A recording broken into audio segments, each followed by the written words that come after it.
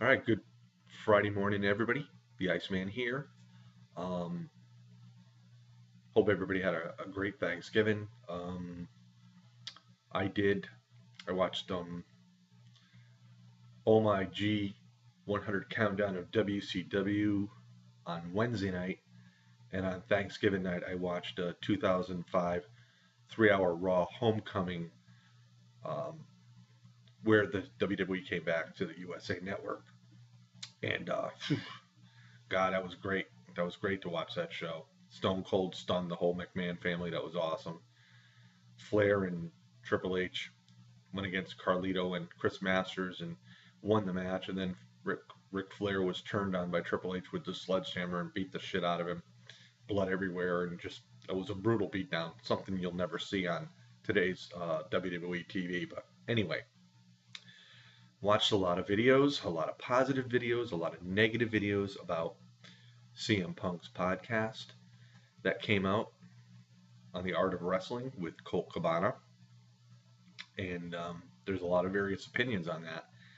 And I haven't really seen the WWE side of it yet, but after listening to CM Punk, and there's no doubt in my mind that a lot of things that CM Punk were true because watching him in the last year in the WWE, I was talking to my nephew Matt. I said, CM Punk looks all beat up and battered. Um, you could tell by his demeanor that he was hurting going to the ring. Um, I knew he had issues with his eyes. Obviously, I knew he had issues with his ribs. And I definitely knew about his knee. And the bottom line is, and I've heard this from so many other WWE wrestlers, that a lot of times you have to work injured. And it comes to a point in time where, enough is enough, and you do have to worry about your health. And I know the WWE tries to, push the fact that,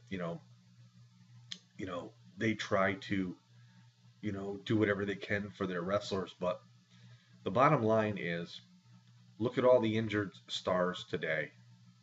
Daniel Bryan, Roman Reigns. Excuse me. Oh, I've had a cold cough. Um, but all these guys getting injured. John Cena's hurt, and he's working hurt. And as one of those things that CM Punk has said before, he's a friend of John Cena, but John Cena is more of the corporate side for the WWE. John Cena will do pretty much what the WWE needs him to do, and that's okay too. But he talked about Ryback and how Ryback hurt his ribs, and Punk went up to him and asked him, "Did you do that on purpose, or are you just stupid?" And sarcastically, Ryback responded he was stupid. And we've heard so many talks about Ryback in the past in the ring. He screwed up on a move with Daniel Bryan, which could have really seriously injured Bryan at the time. He's done it with Punk on several occasions. But I would say that 99% of the things that CM Punk had mentioned in this podcast were actually probably true. And it's,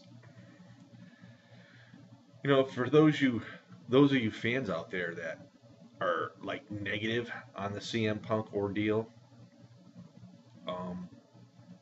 realistically, the WWE is a business, and they're going to get every ounce they can out of you, and they've always done this. They've always done this in the past. How many times have we read that Randy Orton wanted to take time off and the WWE didn't want to do it? John Cena needed time off. And yeah, Cena, with his elbow surgery, he had the time off. But now he's got the neck and shoulder issues. But the WWE is in a point where they can't really afford to lose John Cena right now because of the loss of Daniel Bryan and Roman Reigns. Yeah, it's just sort of interesting to read. I mean, all the comments that the CM Punk haters put up, it's like, really? I mean, make make an opinion based on the facts and not just because you like or dislike a wrestler. Um, CM Punk, you could tell this man was injured. He was going on Monday Night Raw shows expecting just to cut a promo or an interview, and then being told by Michael Hayes that he had to work. He had to go in and get in the ring and work the ropes. And yeah, it's a tough business to be in, and I think you have to have the mentality to do it. Um, and you have to understand too, if guys like CM Punk getting beaten up and battered, and if you don't want to believe it, well, look what they did. Daniel Bryan. A lot of people disagree with me on this, but Daniel Bryan, I mean, when he was being pushed by the Authority, he was on Raw multiple times. He had multiple matches many times. And I used to tell my nephew Matt, I said, you know something, they're working this guy too hard. Something sooner or later is going to happen. And it eventually did. He's injured and he's been out for months. And it was a big loss for the WWE. And it comes a time where, whether it's business or not, I think the health of your stars are more important than anything in the world. And you can't let politics control the outcome of what's going on.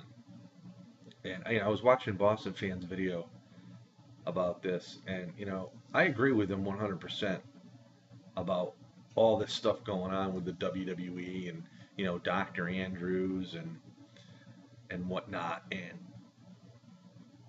it's just like, this could have seriously been bad results for CM Punk, especially the growth on his back. Um, these are things, I mean, when you're working the WWE and you're a superstar, it's not that you're just on Monday nights or Friday night SmackDown or possibly main event or whatever. You work house shows as well. You work a lot of dates. And these guys don't get a very large amount of rest. And you could see it now in the roster that the WWE has. I mean, their roster isn't the greatest. This is probably the weakest roster they've had in years. Like I said, I watched the Homecoming on the USA Network in 2005 for Raw, and every match could have main evented that Raw. And I understand that it was a special show, but we have 3-hour Raws now, and these 3-hour Raws are like not even a quarter of what they were back then.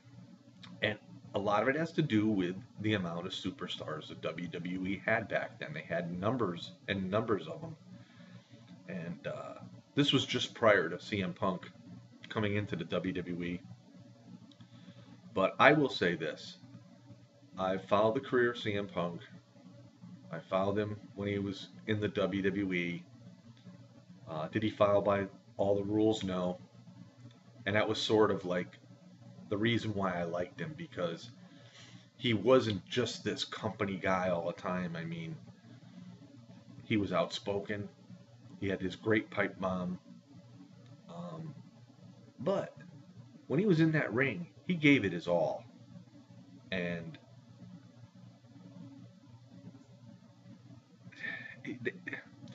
sometimes the WWE, when they know they got something good, they just sort of use it to the point where you wear it out. And then when you wear it out, they really don't care about you no more. How many times have we seen pushes on a number of superstars that go 3 or 4 weeks?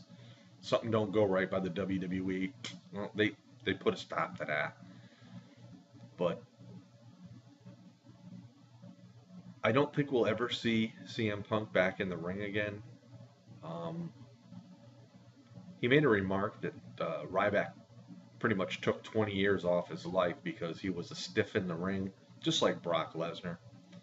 And it's unfortunate because there are some of those guys that are trying to make a name for themselves. And what better way is to really do it to one of the major superstars? I mean, Ryback he's made comments about CM Punk. Uh, he's made comments about John Cena. I mean, these guys that are trying to make a name for themselves in the business will do anything to cut down the top superstars in the WWE. And, I think today CM Punk could be still with the WWE if the WWE chose to go a different route and maybe, like Triple H says, what's best for business. Maybe the WWE should have done what's best for business, and we'd still have CM Punk today. We would have Daniel Bryan in the ring, non-injured. And you may disagree or you may agree, but that's my opinion. That's one man's opinion. That's what it's all about. So, we'll see y'all next time. This is the Iceman on the Jeffrey Rose YouTube channel, the Iceman V2013 channel. Check me out on the Iceman's Wrestling Extreme Facebook page. And now, waiting to hear the WWE side of it all because I know it's going to be a totally different story. Peace out, everybody.